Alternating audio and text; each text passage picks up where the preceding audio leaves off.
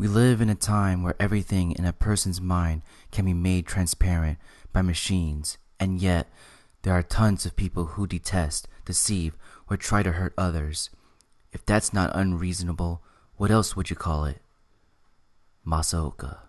What is up, you guys? My name is Jed and welcome to the Minami Kaze Show. In this video, we will be discussing Psycho-Pass Season 1, Episode 1, Crime Coefficient. Let's start with the intro. The anime starts off with a badass fight scene involving two mysterious dudes. One of them had a henchman which got completely obliterated by one of the dudes who we learn later on as Kogami. Then the scene ends during the middle of the fight.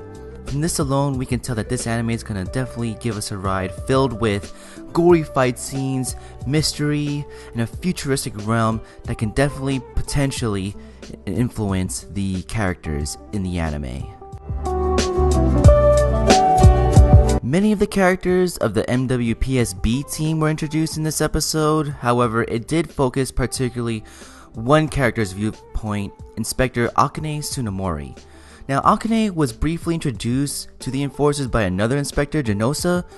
As of right now, Genosa is definitely seen as a higher up by Akane, but Akane does question herself, but she does acknowledge Genosa's advice that the enforcers should be seen as lesser equals to the inspectors. Akane was known for her academic excellence in the academy, for studying for the MWPSB. She is accompanied with Masaoka during the crime scene, and Masaoka is this enforcer who wasn't really known for his academic excellence in the academy, but Masaoka does have a lot of hands-on experience working in the force. Despite Genosa's warning, Akane follows Masaoka as if he's the leader during the crime scene due to his hands-on experience, an experience that Akane lacks.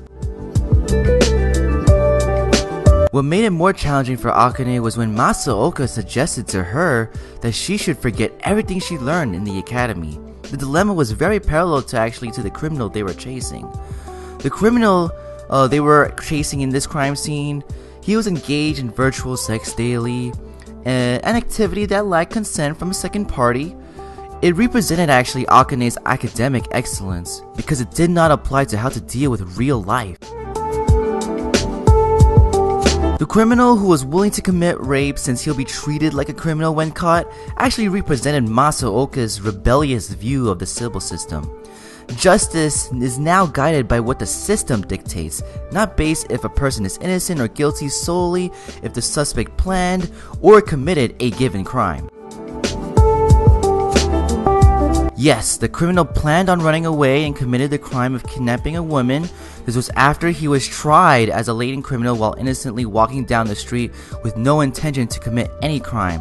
So this is not to say that the system is responsible for the criminal's current actions. The system does influence someone to react that way to some degree.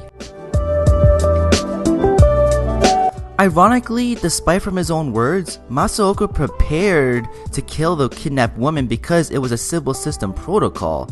In fact, it was actually his advice that was taken to heart when Akane went against the protocol and followed her intuition in order to save the woman. So, question to you guys, have you had a similar situation on the first day of a job when relying on your intuition instead of your formal training was appropriate or not in resolving a situation? And does hands-on experience weigh more than formal training or vice versa? Let me know in the comment section below. I would really like to know your thoughts on this topic. We learned that the civil system passes judgment primarily based on whether one's U assessment brain activity is considered to be a normal citizen or a potential threat to society in the future.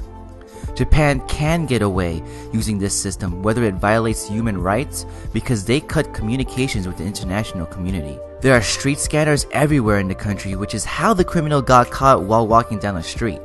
Citizens, based on the criminal's reaction, are paranoid of having a messed up U assessment result, aka the system having heavily influence on society's morals. With this knowledge, let's see how this all plays out for the whole series. Stay tuned next time where I will discuss Psycho-Pass Season 1, Episode 2, Those Capable.